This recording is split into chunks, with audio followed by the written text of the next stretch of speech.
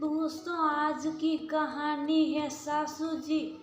बड़ी बहू और छोटी बहू के बीच पक्षपात क्यों करती हो। दोस्तों, कहानी शुरू करने से पहले अगर आपने चैनल को सब्सक्राइब नहीं किया हो तो कर लीजिए ताकि आपके पास पहुंच सके हर नया वीडियो।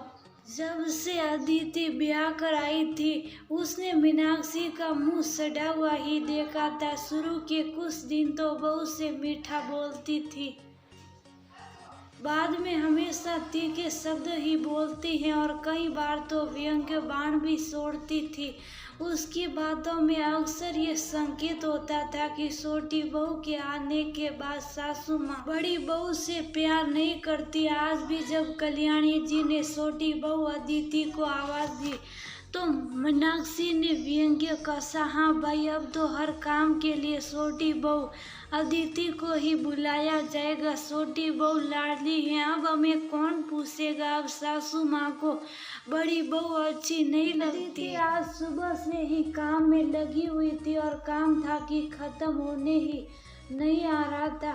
ये काम खत्म करती कि दूसरा काम सामने आ जाता था। उसकी जेठानी मीनाक्षी तो उसका कभी हाथ नहीं बटाती थी, हाँ उसे ताने जरूर कसती रहती थी। अभी भी अदिति एक पर एक काम करके परेशान हो रही थी कि उसकी सास ने आवाज लगाई, बहू थोड़ा मेरे पास आकर बैठ जाओ, मेरे घुटने में बहुत दर्द हो रहा, थोड़ी मालिश कर दो।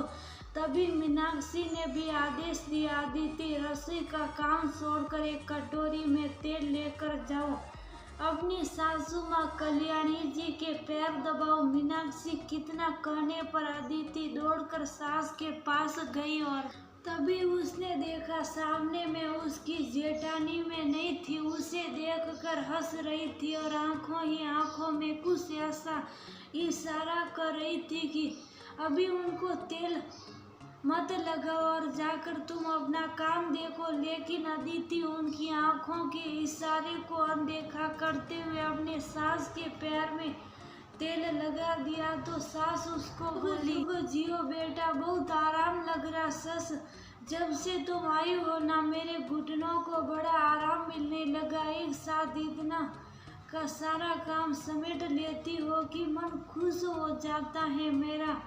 मुझे तुम पर बहुत विश्वास है और मेरा बहुत सारा आशीर्वाद है। बस तुम खुश रहो और थोड़ा सा सुस्ता लो, तब से काम में लगी हो। अदिति ने कहा, बस माँ जी, थोड़ा सा काम बसा मैं करके फिर आराम करने चली जाऊंगी। अदिति का पर जब कल्याणी जी प्यार लुटा रही थी तो ये सुनकर मीनाक्षी ने बुरा सा मुंह बनाया और उसको जलन के मारे उसे बहुत गुस्सा भी आ रहा था। वह मन ही मन में बड़बड़ा उठी, हूँ अभी छोटी बलार टपकाया जा रहा और जब मैं आई थी तो मुझसे कितना काम कराया जाता था। एक ही घर में दो बहुओं के पीछे में कितना पक्षपात होता है। उसके बातों का कुछ अंश तो जरूर कल्याणी जी के कानों तक पड़ा था, क्योंकि उस दिन रात में खाना खाने के समय में कल्याणी जी ने ऐसी बात कह दी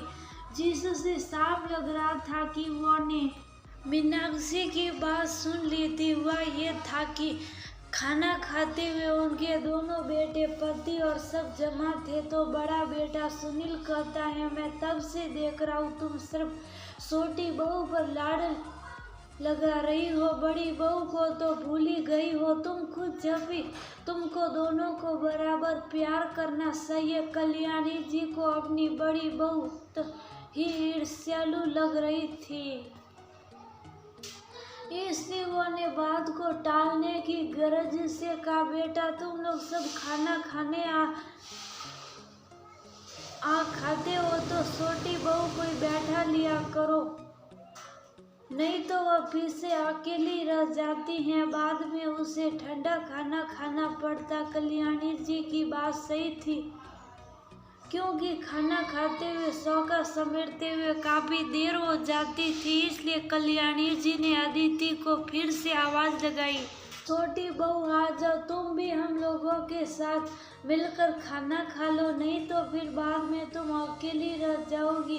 अब दोबारा जब अदिति का नाम बुलाया गया तो मीनाक्षी का सुराग गुस्से से जल करने लगा। ऐसे ही वह अदिति से इतना जलती थी और उधर उसकी सास हर बात पर अदिति का ही गुण गाने लगी थी, तो उसका गुस्सा होना स्वाभाविक था। आखिर मीनाक्षी ने कह दिया, जब मैं घर में बहू को बनकर आई थी तब तो बहुत सारे रूल थे और कितने सारे कायदे कानून थे, तब इतना काम नहीं कराया जाता था। और आज देखो अदिति कितना फ्री होकर घूमती है, माँ जी भी पक्षपात करती है, बहू को ज्यादा प्यार करती है और दूसरी को कम प्यार करती है। अपनी बड़ी बहू मीनाक्षी के मुंह से ये सुनकर आज कल्याणी जी को बहुत दुख हुआ। फिर उन्होंने सोचा कि इन दोनों बहू को बताना जरूरी है कि मेरी जिंदगी हमेशा से इतनी सुंदर नहीं है। फिर उन्होंने दोनों बहू और बेटे को बैठाकर कहा, बड़ी बहू को ये शिकायत है कि मैं छोटी बहू से ज्यादा काम नहीं कराती और उसे ज्यादा प्यार करती हूँ, पर ऐसा नहीं है। बड़ी बहू को सब सिखा सुखी हूँ, वो बड़ी है और समझदार है। छोटी को धीरे धीरे प्यार से समझाना पड़ेगा, सिखाना पड़ेगा, तभी तो वह इस घर को अपना पाएगी। मेरी जिंदगी भी कभी इतनी सुंदर नहीं थी, मुझे भी बहुत मेहनत करनी पड़ी है, तब जाकर मुझे ये जिंदगी मिली है। और रही काम की बात, तो अब मैं बहुत थक जाती हूँ, अब मुझसे ज़्यादा काम नहीं होता। जब मीनाक्षी आई थी तब मैं जवान थी और बहुत सारा काम खुद कर लिया करती थी, इसलिए मैं मीनाक्षी को भी घर का काम सिखाते सिखाते उसके साथ बेहोश रहने लगी। अब मैं बहुत बीमार रहती हूँ, इसलिए मुझे लगता क्या पता पका हुआ फल हूँ कब टपक जाऊँ इसका पता नहीं। मैं यही चाहती हूँ कि छोटी बहू मीनाक्षी के साथ रहकर खाना बनाना और घर संभालना अच्छी तरह से सीख जाए।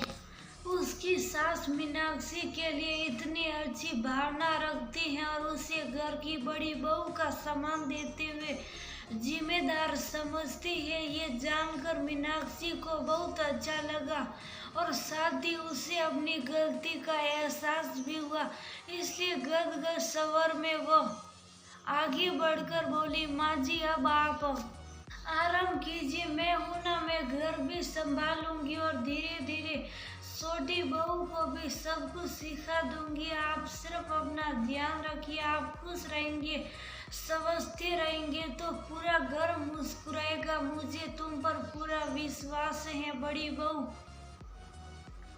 तुम ही तो मेरे बाद इस घर को संभालोगी और छोटी को भी सिखाकर अपने साथ रखोगी। तुम दोनों देवरानी जेठानी की तरह नहीं बल्कि बहन की तरह रहोगी, यही मेरी ख्वाहिश है। इस बात पर दोनों बहुएं और दोनों बेटे भी हंस पड़े और पूरे घर में खिलखिलाहट गूंजने लगी। जिस घर में बहू के हंसती मुस्कुराती हैं, पता तो है कि उस घर में खुशियां आकर ठहर जाती हैं। उस दिन के बाद से मीनाक्षी का कभी भी छोटी बहू से जलन नहीं होती थी, उल्टा वह आगे बढ़कर उसे सब कुछ सिखाती थी और बहुत प्यार से पेश आती थी। वह कल्याणी जी की भी पहले से ज्यादा इज्जत और करने लगी थी। पूरा घर एक सूत्र में बंध गया था। कल्याणी जी की समझदारी से घर टूटते टूटते बस गया था और देवरानी जेठानी में ईर्ष्या की जगह प्यार की नदियां बहने लगी।